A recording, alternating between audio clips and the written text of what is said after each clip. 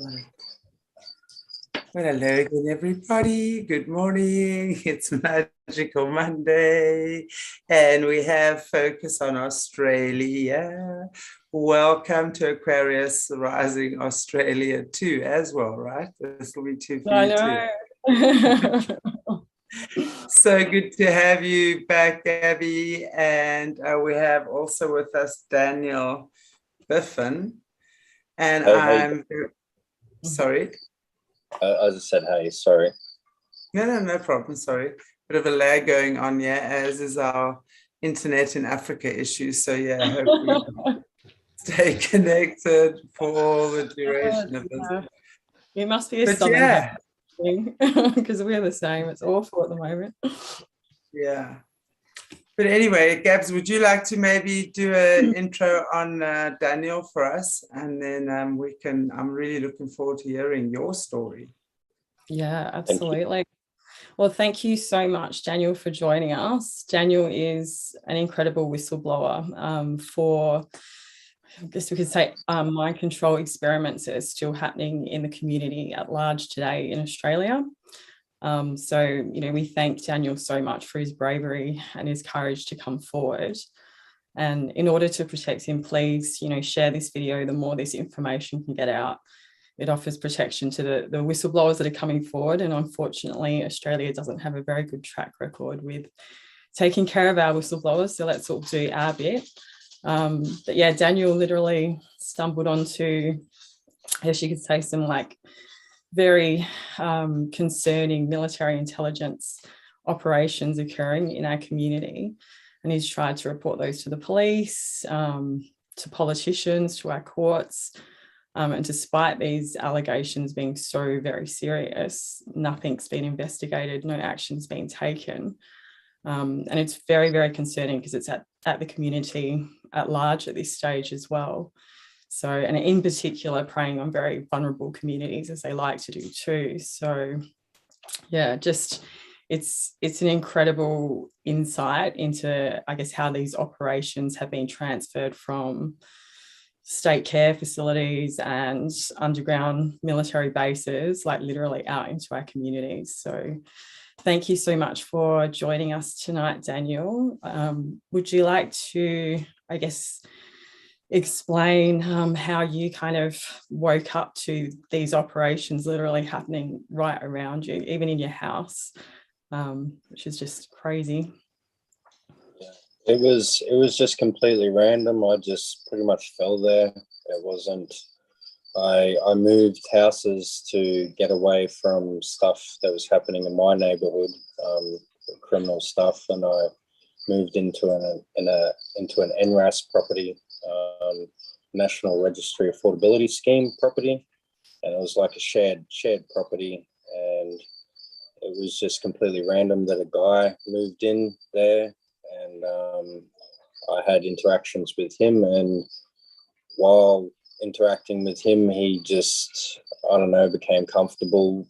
They're pretty comfortable on how they, you know, openly almost brag about certain things in the beginning, and he was a, I want to say like hood criminal type, and you know, I started off around drugs, and he was abusing drugs, and he had people coming and going, and he sort of, you know, talked about him being involved with certain police.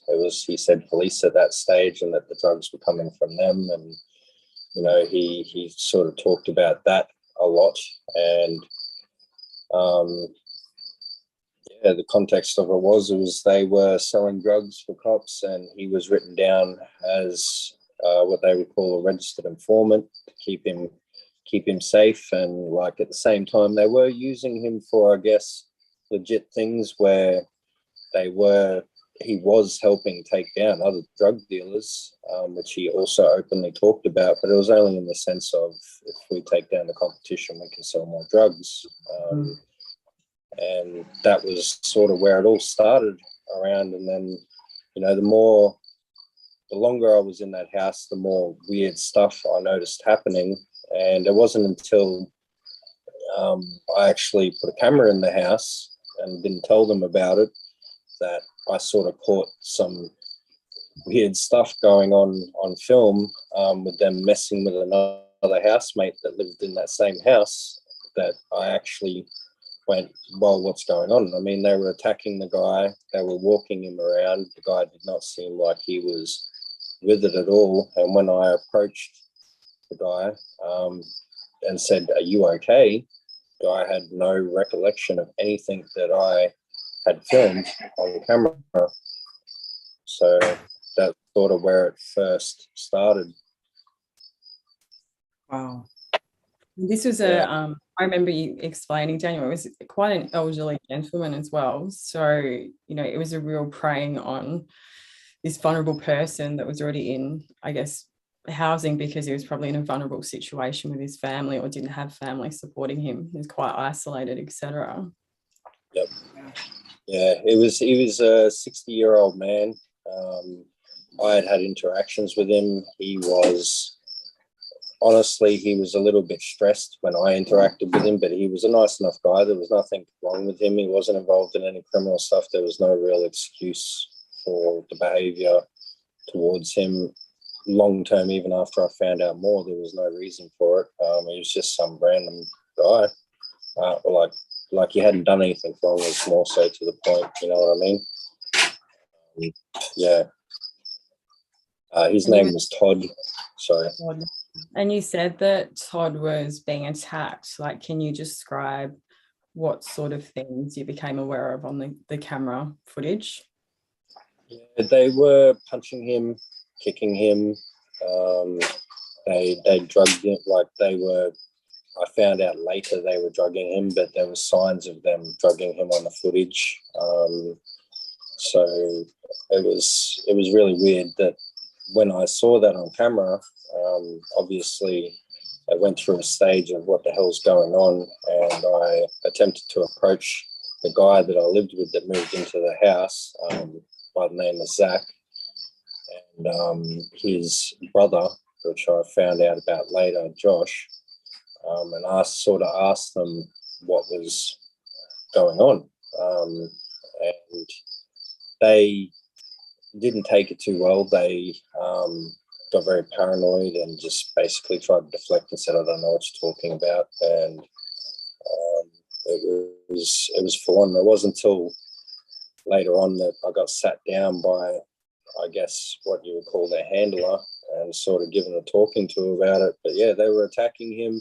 They were walking him around. They were, I got pictures of I got videos of him opening the door, because every room in the house had their own locked door.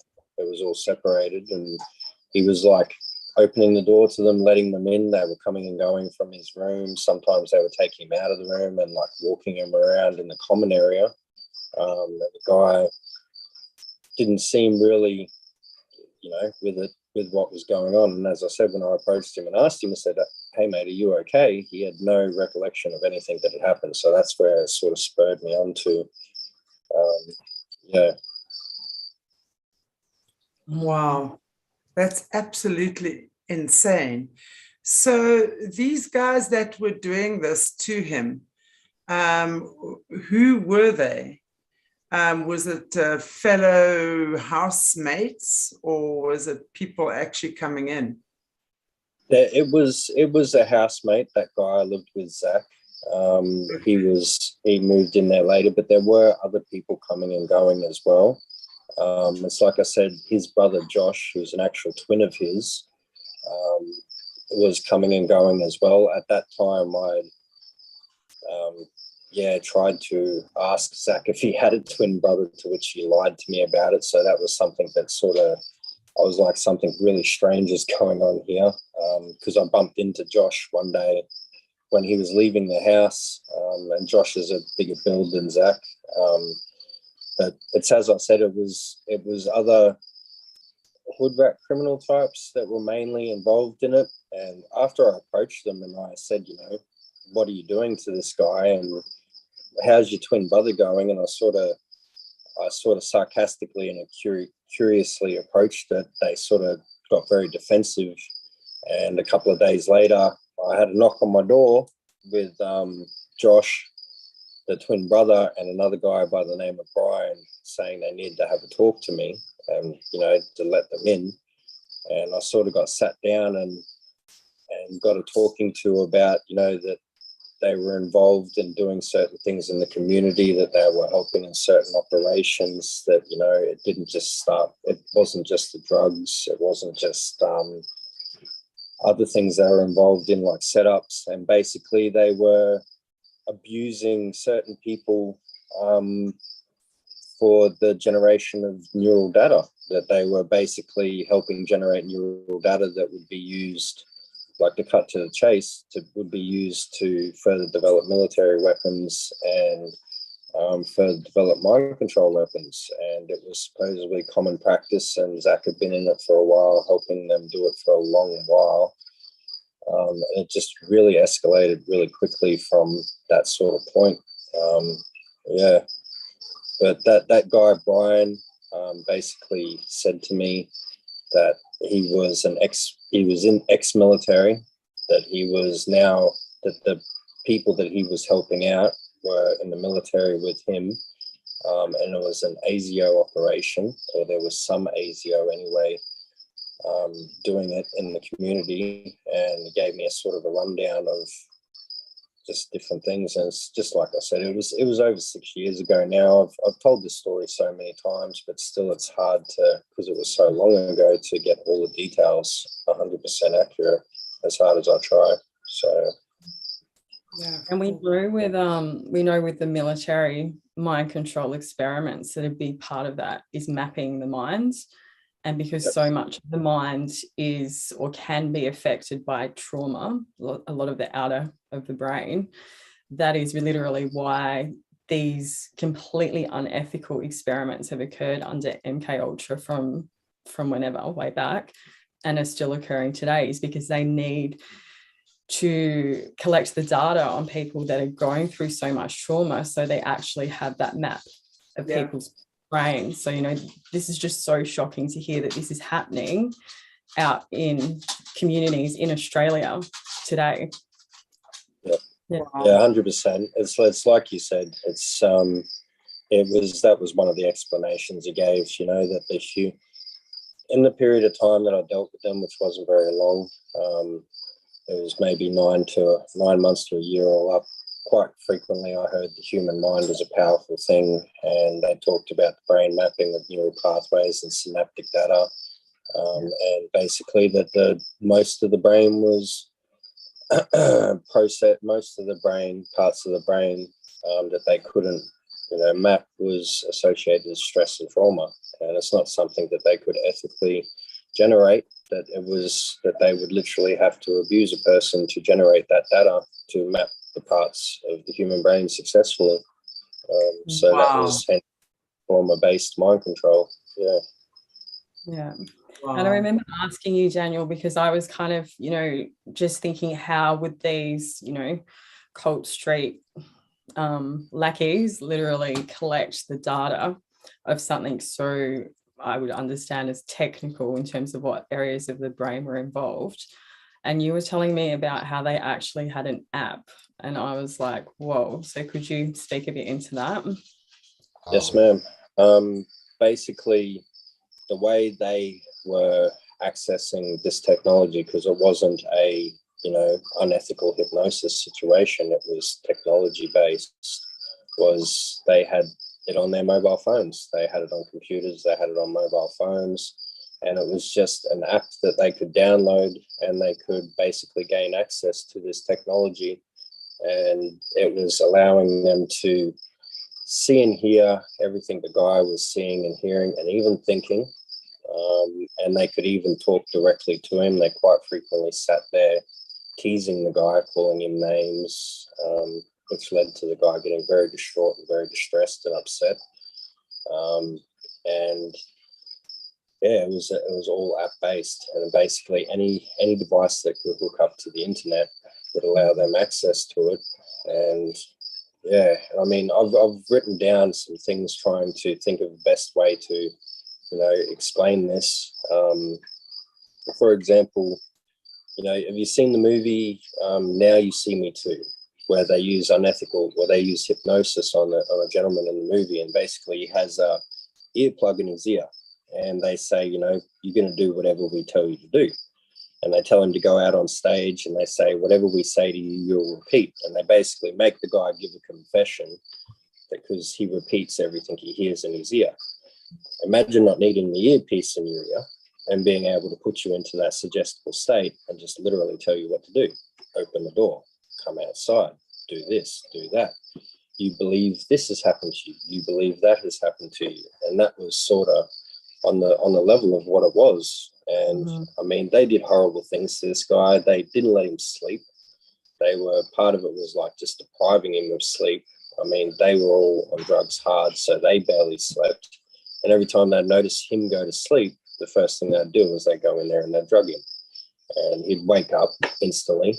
And, you know, and it was just an ongoing process of just every which way, mental, physical, even sexually abusing this 60-year-old male. And he was just, it was horrible. Like sometimes I'd hear, because it's like I said, I was around it. I tried not to become involved in it as much as possible. And just sometimes you'd just wake up and like scream, shut up, you know, like you just couldn't handle such a long period of time of what they were putting him through. Yeah. Wow. And that technology has been called out by CIA or ex-CIA whistleblowers, like known as the voice of God. So it's not something that's unheard of. You can go and check that out. They've used that in wars before in the Middle East to actually confuse the soldiers, tell them to lay down their weapons, etc., not to fight. So it's not a joke. Like this stuff has been used in warfare before. It's just now been utilised on our streets, which is really concerning. Yeah. Good Snowden blew the whistle on it as well, NSA. He talked about using it to create synthetic crimes and frame people, and he went in depth about them wanting to roll it out into every civilian in America, and then basically fled to Russia. So yeah, that was what led to Edward Snowden fleeing America, was whistleblowing on the NSA. Yeah, and literally through the Wi-Fi network, which they're upgrading to, 5G, etc. Just crazy. And did they speak about who they were sending the data to? Like, was there any sort of? It was all recorded. Part of that app was it had different pictures on it, and one of them was the human brain. It literally had that on there. They said they didn't have full access to certain things, and basically everything that person went through was just the synaptic data was just automatically recorded, and it was recorded on that device, and wherever it was going exactly 100%. You know, it's neither here nor there. I couldn't tell you, but I just know that a group of ASIO, and this is where I need to be careful, a group of ASIO were involved in doing it in that area. So yeah, and you were saying they were ex-military background, yes, right? Yeah, which is very, very common, the crossover between military and intelligence. I thought something that was interesting as well was the main abuser in your house that was abusing this poor elderly gentleman. He actually had been in juvenile at some stage. And we know that the juvenile system, detention centres, etc., are used for this same programming. So my gosh, this person has been created to literally go out and action the CIA/cult, like same thing, what they need on the streets. Yeah. And that's what we were saying. I mean, from previous interviews we've had as well, as like these centers have been exactly where they've created the killers, literally. Yeah. And the child soldiers type thing who are programmed and now as adults growing up and what have you in these places are triggered then, or whatever the word is, to do unto others. Yeah. Wow. Yeah, well, they said that they got Zach straight out of juvenile hall. He was 17. They basically approached him and, said, how would you like to become involved in certain things? I don't know if that's necessarily when it started, what he was doing at that point in his life, but that was where he became involved, as, I guess, a registered informant sort of label in certain things. And the thing that I find interesting, that I said to Gabby, was the guy that owned the property that I lived in, the NRAS property, he was actually a psychiatrist for the local jails, and he blatantly talked about, after a period of time, he blatantly talked about them testing on, he said, bikers, mainly bikies in jail, and the goal was to control them and monitor them because they were supposedly a problem, and they wanted to control them and monitor them. And he talked quite openly about doing it in our local jails. So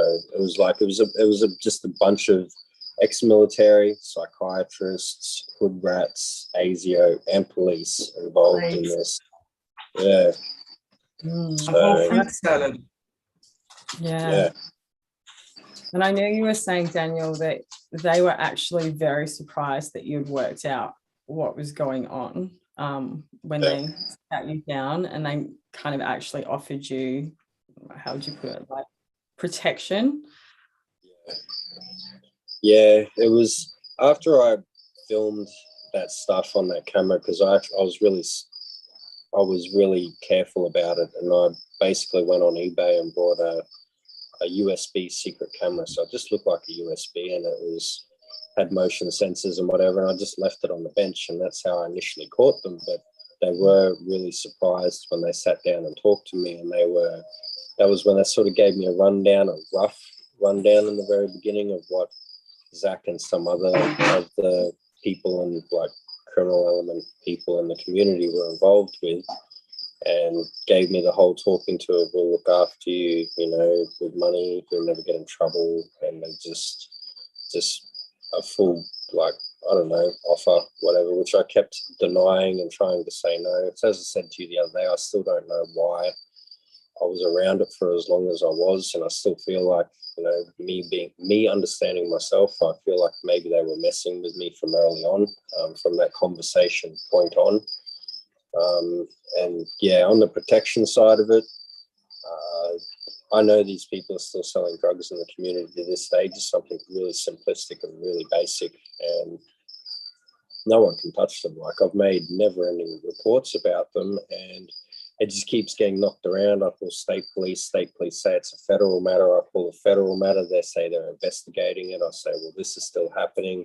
Oh, no, we've got it covered. And it just sort of ends up in a never-ending cycle of nothing happening and saying, we're investigating these people, leave them alone. So whenever someone does come across them or does catch them doing something, it just rolls into another avenue of, you're stepping on our toes of what we're already investigating, and it just doesn't go anywhere. So when they talked about the whole protection thing, they weren't lying.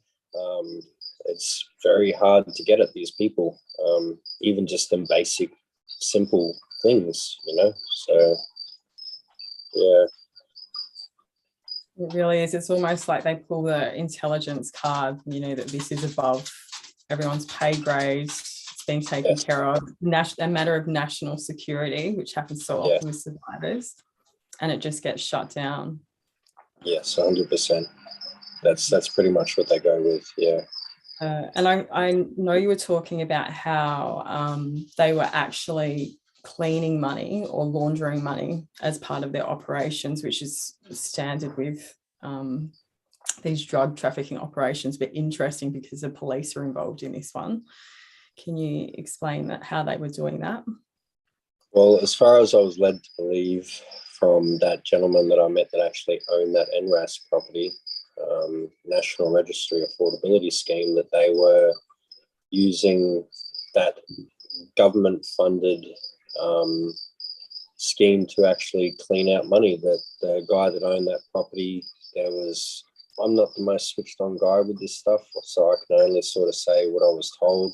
that they were pumping money into this scheme, and when the money came back out, it was clean, and they were getting government grants, and it showed that they were getting government grants, and the money was clean, and that they had been doing it for a while. And the part that I left out the other night was even like the real estates that were involved were part of it as well. The real estate that managed that NRAS property, there was a few real estates in the area that were helping. So it was just like money crossing over everywhere. And they were using it not only to clean their dirty money, but they were also cleaning, you know, like the so-called bikie gangs. They wanted to monitor and controls money as well. So, yeah. Unreal. It's just so they have their own little vigilante gang out there doing their dirty work without these guys even knowing half the time then who they're working for. Is that right? Because they would come out of prison or maneuver. There was different levels of involvement. I need to say, I would like to make quite clear from my experience that there is completely different levels of involvement with what was going on. Not everyone was 100% aware, but all of it as a whole rolled into one ball of crap. So, you know, you had different gangs involved in different things. They were only sort of involved in drugs. Then you had them pushing off money into, you know, cleaning money. And then you had this whole, which I now call gang stalking from reading, but they didn't call it that back then, and gang stalking scenario, which other people weren't aware of. And then it was just like everyone was in everyone's pocket, but not all of them were completely 100% aware. So if one went down, it sort of went that the whole chain went down and everyone got in trouble. So it was like everyone relying on everyone, but not everyone was completely aware of the situation. So it's just like everyone using everyone. Does that make sense? Yeah.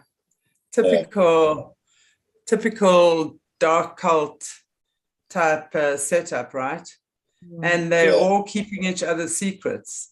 And everyone has got, so in order for this whole, call it the pyramid, to stay stacked up, they've all got to have each other's backs. And this is why one can understand even deeper now, when we hearing the way you explaining it now, Daniel, it's like, again, reaffirms and reiterates like the secrets of the brotherhood. Because they then would, no one can trust anyone. So you have to have dirt on the other, and you have to have blackmail material on the other, or whatever it is, you know, so that this whole dirty little system is running smoothly. Or operating. If we go down, you go down, sort of thing. Yeah, 100%. Yeah. Wow. So you make sure that you don't go down. Yeah. So strategic how it's set up. It really is, like I say, though. I really do want to say a lot of bikie gangs do get their drugs from these people. Not all, but a lot. And if they don't, they are attacked. And I'm by no means defending bikie gangs at all. They do some horrible, heinous stuff. But when these bikie gangs do refuse to become involved with whatever's going on, they are outright attacked. They are singled out. They are harassed. They are arrested. You know, like. But if you become involved with them, they sort of leave you alone to do your own thing, unless you know, violence spills onto the street or something. You know, they just leave you alone, and they will protect you, and they give you tip-offs, because the last thing they want to do is for you to go down, because then it will link back to them. So, yeah, it just ends up in a never-ending cycle of crap. So, such a huge blackmail operation, isn't it? From the top to the bottom and side to side, across so many different sectors in our communities. Absolutely. When did you become aware of all of this, Daniel? Was it something that you grew up knowing? Were you somehow involved in this kind of stuff as a kid growing up? Or how did you become aware of this? No, I was always, growing up, I was always a bit of a troubled child, and I had a troubled childhood, like ADHD and family breaking up and stuff, but it was just normal stuff. It was completely random for me. As I said, it was about, I've been going through what I've been going through for about 6 years now, but I pretty much met these people about 7 years ago, and it was just like nearly a year of being around certain things, just completely random, falling there and like catching them out doing certain things, just out of sheer curiosity and going, something's not right here, to being around certain things, seeing certain things, and it's just sort of snowballed and escalated extremely quickly from that point to the point where it must have been many times over I've just sort of stopped and gone, oh wow, oh crap, oh wow, what am I going to do? And yeah, it was got maybe 6 months into it, and I was watching them do stuff to that Todd guy, and I was complaining anonymously. Like, it took me a while, but I was complaining anonymously about it, like doing the best I could to sort of shed some light onto it. And it hit a point where I just finally went, oh crap, and I panicked. And that's when, as I said to Gabby, I put my name to a letter that I physically wrote, and I sent off to National Security Hotline, and I added in that video footage that I had, which was blatantly showing the mess with that Todd guy, it wasn't long after that where my life became hell, and they went funny towards me, and they all moved out of the house at the same time. And I was pretty much left in that shared complex by myself. So it was about 7 years ago, and then 6 years I've now been going through very similar things that I watched Todd put through. So yeah, and I've been fighting every day. I try to make an active effort every day to actually do something, anything, even if it's just something small, to know that I'm at least doing something every day. Yeah. When you say you're going through what you watched Todd go through, can you explain that? Can you help us understand that more? I wake up with bruises constantly. I've gone to the doctors with certain things. I thought it would be helpful to like get some sort of stuff on paper, medical wise, and I lose time a lot at this stage. Longest time I've lost in a single day is 9 hours in a row. No recollection of where I've been, what I've done. I put cameras in my house out of just trying to catch out some of what was going on. The cameras glitch at the times of day where I lose time. I've had some footage of me leaving the house with no recollection of me leaving the house. So just gaps in no memories of what I'm doing or going through. And then when I went to the doctors to talk about it, they've basically labeled me with dissociative identity disorder, which I've been explained in depth as something very common in abused younger kids, because kids aren't necessarily as resilient as adults, because kids, they're more sweet and they can't understand them being abused. So it's a common thing in children, very, very uncommon in an adult. There was nothing present prior to this time frame, but I am presenting dissociative traits of just losing times, moving around without any recollection of it or any control, and medically, dissociative identity disorder, split personality. Watching them do what they did to Todd, it's not that, but that's what it is. So it's very, very hard for me. Bruisings, not getting much sleep, always waking up. I'm lucky to sleep a few hours a day at this stage. I'm not doing very well. I'm wasting away pretty quickly, to be honest. But yeah, so just all the things that I'd seen be done to that guy is now things that I seem to be experiencing. So And if we go back to what you observed with Todd, it was just such a huge operation of keeping him drugged, keeping him controlled at all times. And I know you spoke to me about you were actually seeing, other than all the mind control, which was being done through electronics, energy, weapons, whatever, there was also times that you saw him being injected with substances. Yeah, he was drugged constantly. They drugged him constantly, and the way they liked to do it at that time was they would just put it straight into his jugular. They had needles that they were injecting him with, and they just drugged him constantly. I guess it was the quickest way to get it into him, and they just didn't let the guy sleep. They never let him sleep. He'd be lucky to be asleep for 15 minutes, being in such a close proximity to him. And yeah.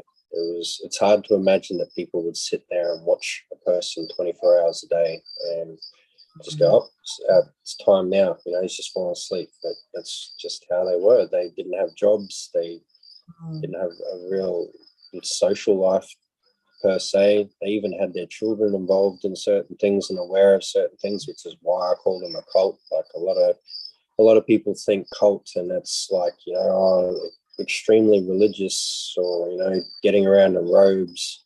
When I think of a cult, I think of definition off Google, which is a group of people involved in extremist ritualistic activities, and that doesn't mean ritualistic like religious. It just means habitual abuse, ritual abuse, and pushing it onto their young children, generally rotated around brainwashing. So that's why I personally think of them as a cult. So, and yeah, that was that guy's day-to-day life for a very long, for the whole time that I was at that house till he moved out. So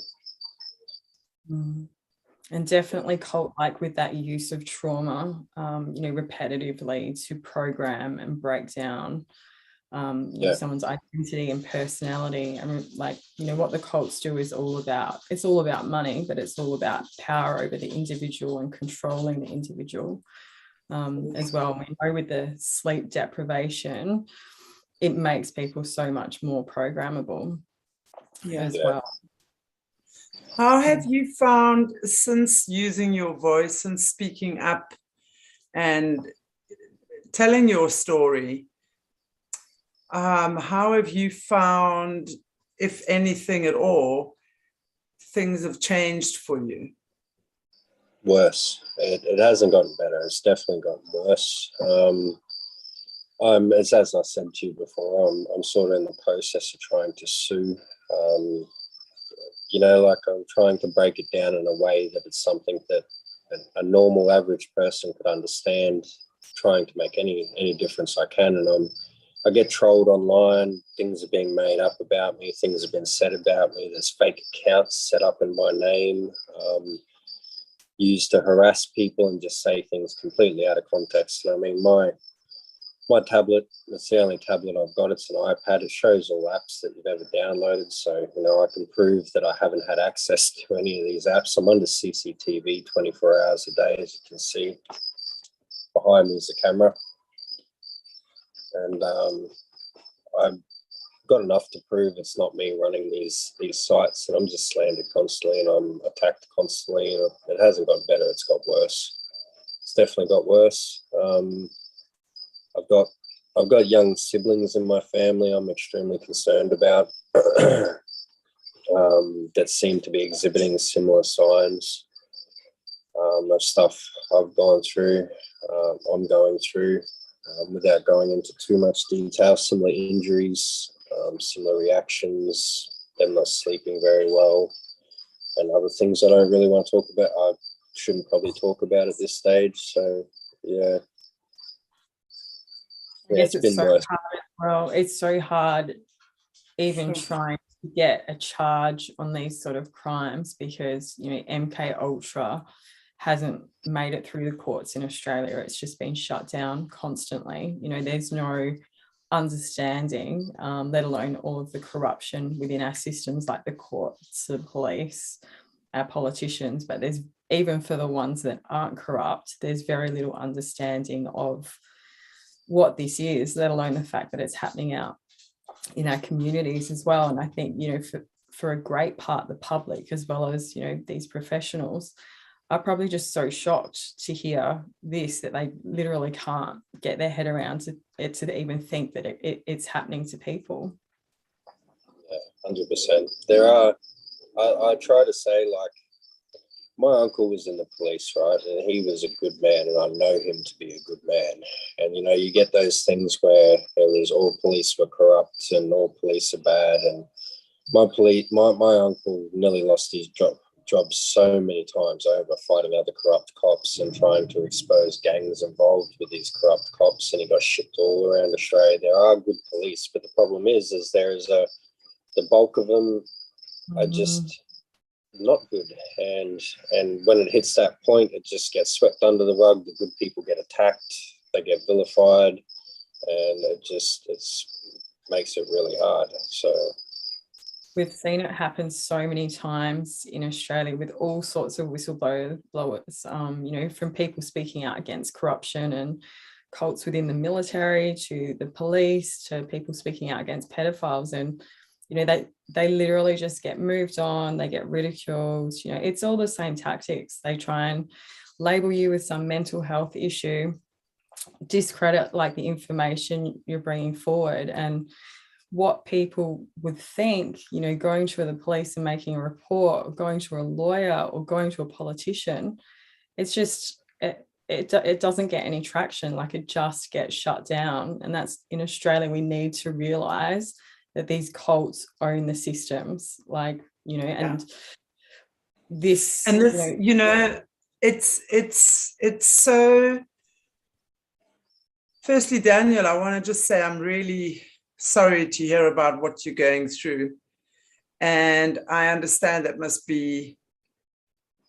I can't even begin to imagine what that must be like.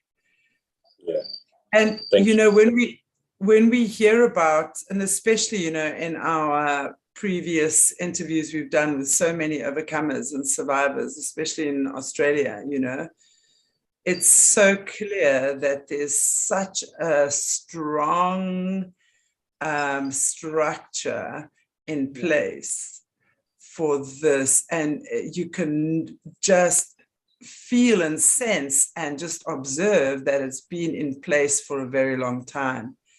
And it's not something that they're easily going to change, especially there. So we can't rely on politicians, because we understand that pretty much, and cops as well. We can't rely on that, you know, because we understand that, as you say, the majority, and that seems to be the norm, the majority of them, unfortunately, are not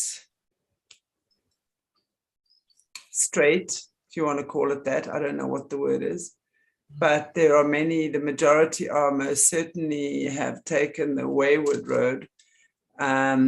So it really is up to us as communities to be aware.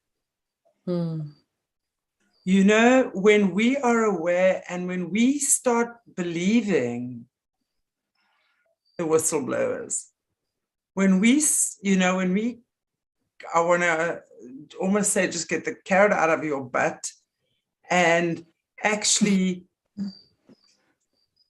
can start listening and hearing and looking around us, and stop being so focused on one single outcome or objective or whatever, and realize in order for us to get there, we have to sort out what's happening here.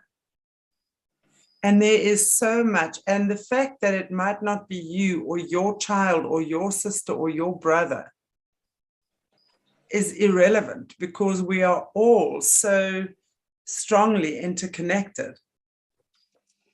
So that's your neighbor, that's your work colleague, that's anyone that you come into a regular or a daily contact with, would really be the family you look out for.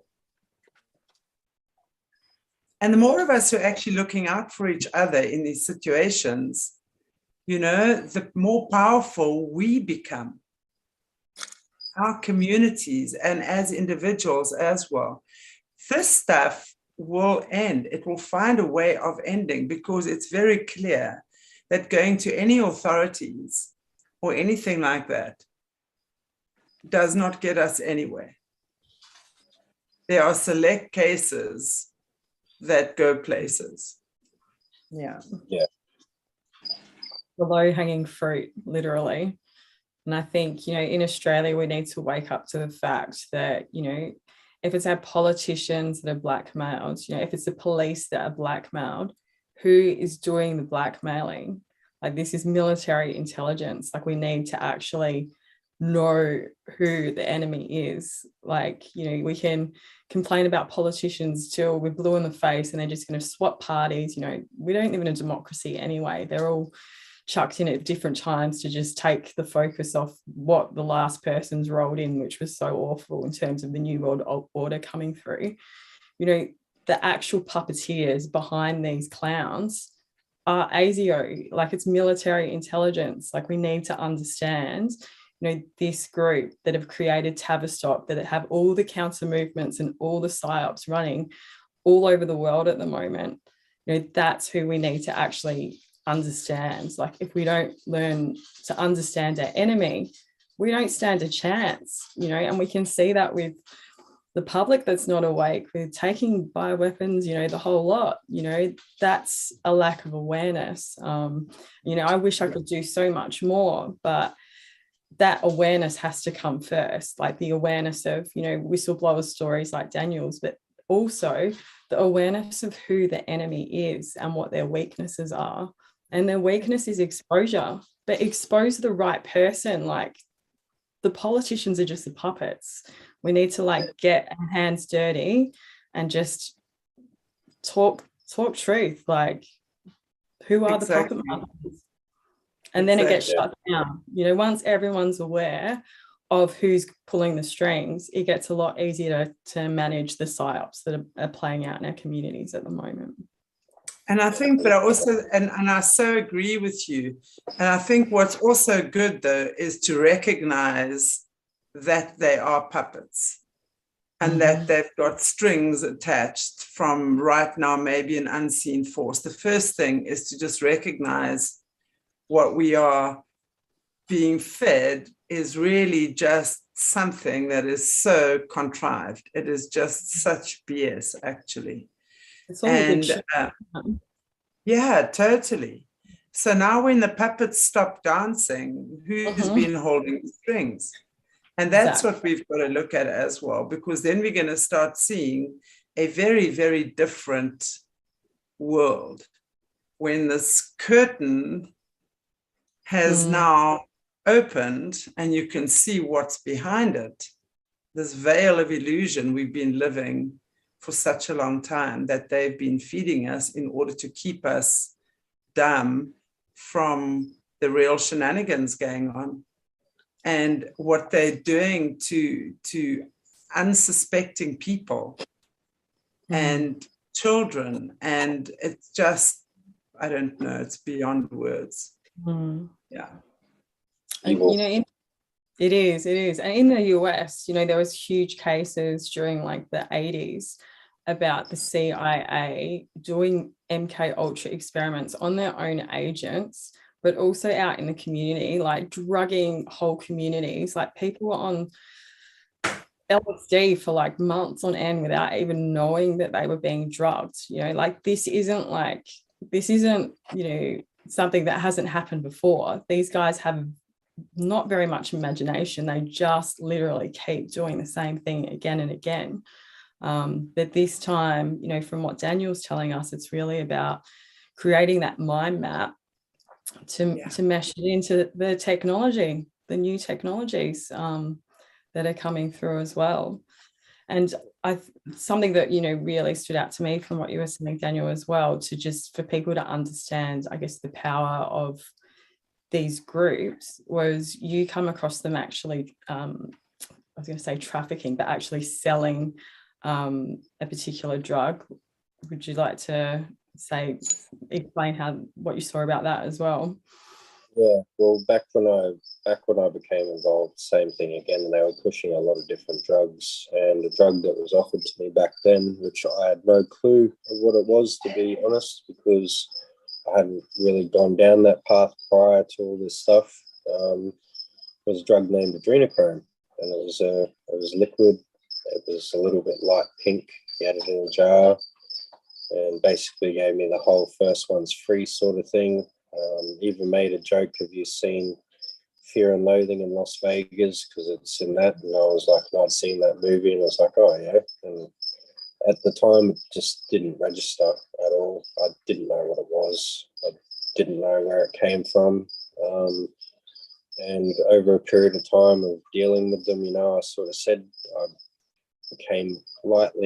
had a rough idea of where it came from. And I said to one of the other girls that were involved, where are they making this from? And she said basically they had people farms set up to produce this drug. And that is that point, the most defining point in all of this, where I can say I freaked. And that's why I went, this is enough. And that's why I wrote that letter. And I said, they're running people farms. They've got this drug. They're selling drugs. They're messing with people's heads. And that's why I sent that USB off, because I thought it was proof. And being in my panic, I didn't even register, keep a copy, and I just sent it off. So they did have that drug. I know now,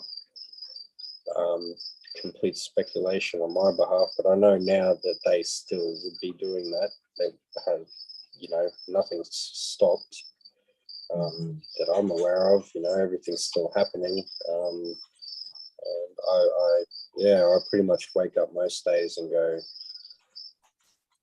I feel pretty horrible most days when I wake up, and I think these poor kids or this poor person or these poor people. And that's the first half an hour to an hour of my morning. So I try to not do that, but it always seems to be So that was something that was offered to me on top of all the other drugs that they had. Another key point I'd like to mention is the way they're getting most of these drugs and stuff into the country is, I was told, a military contractor by the name of DynCorp. So they can basically get things through customs without being checked, so on and so forth. And that was the way they were getting like Coke and base products to turn into other things through customs. So I don't know if that helps, but those are the two fronts that they said to me was NRAS and DynCorp. So yeah, using the military to bring it in, just like the CIA would do as well. Yeah, military contractor, not military. I think there's something different about it from what I've read.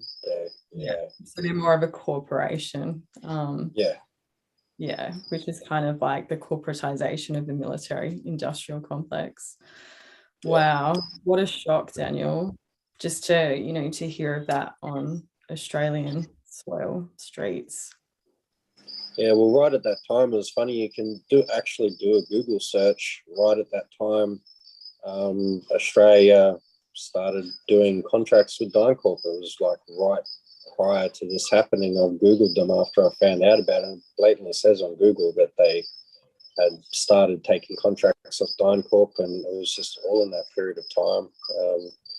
So yeah, it is, to me, verified. And it's like I said, there was lots of different gangs involved. There wasn't just bikers. There was, which amazes me, like the Russian mafia side of it, they were talking about as well, which is, as far as I was led to believe, were, lackeys of Vladimir Putin, which doesn't add up because they're supposedly fighting Vladimir Putin. And it's like, and when you look up stuff for DynCorp, it blatantly says online that DynCorp was involved with Russian mafia and that there's shifty things. It's like, none of it adds up. They're all together. They're all friends. None of it's all rubbish. Like everything we're fed is rubbish.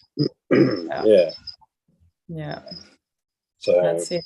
Again, going back to the people that are pulling the strings, just making this happen. Yeah. Show they put on in terms of, we're fighting with this person or we disagree. It's just to keep pushing their agenda through. Wow.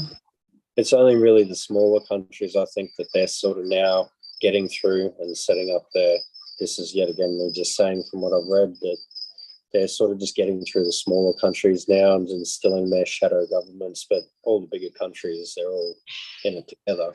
So it's that whole New World Order agenda thing that all of them talk about constantly. Yeah, so true. So very true. Yeah. Wow. And so, Daniel, what can people watching do to help now that they've heard your story? They've heard more about what's happening in our communities in Australia. And let's be serious, this is not just one community. I can tell you that I've heard very, very similar stories so many times. And I'm sure that this will inspire other people to start coming forward too. So what can people watching do to help, Daniel? I wish I could give the right advice. I would wish no one to go through what I've been through or what I've seen others being through. I would always say try to come forward in ways that you've protected yourself. You know, whether that is just anonymously or pushing through whatever. I'd recommend never to fall for the smoke and mirrors, and just do whatever you can without endangering yourself or your loved ones. Yeah, is the only advice I could really give. So yeah, amazing. Absolutely. I think it's so important, you know. We've just, you know, we know that these really are, this is spiritual warfare. We know that. And the internet and AI is the battlefield. So it's really about information, and we've got to be so discerning about what information we fill ourselves with right now. I keep saying that, you know, on probably every show that we do, it's always about that. It's really just about stay aligned with your source, meditate, pray, do what you need to do to just keep yourself spiritually aligned. And I think once we are spiritually aligned and we constant about that, we shall most definitely, and that's what I was saying as well earlier on, it's about being aware, you know, being aware what's happening around us, being aware that this stuff that Daniel is telling us is truth. Be aware. I mean, we had earlier on this week interview with Elle, a South African whistleblower as well, who's had all the royal splicings of the DNA of the royals and the elites and the 13 bloodlines, and the horrors that has been. You know, these are things that are happening with people that are right here with us.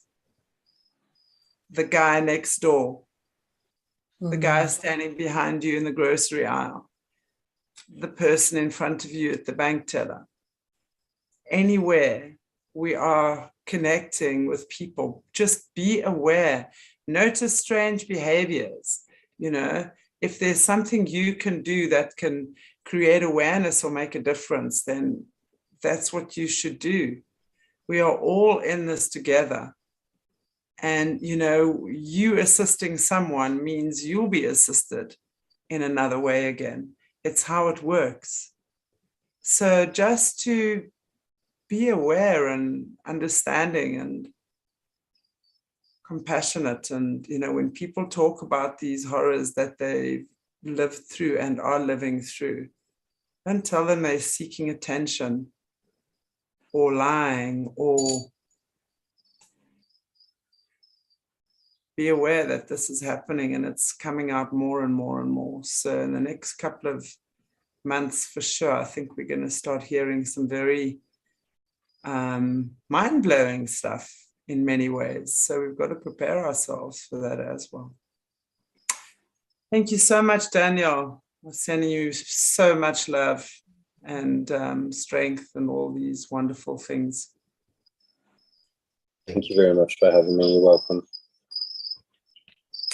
Thank you, Gabby Gabs, for being with us again. And thank you, Morné, as well.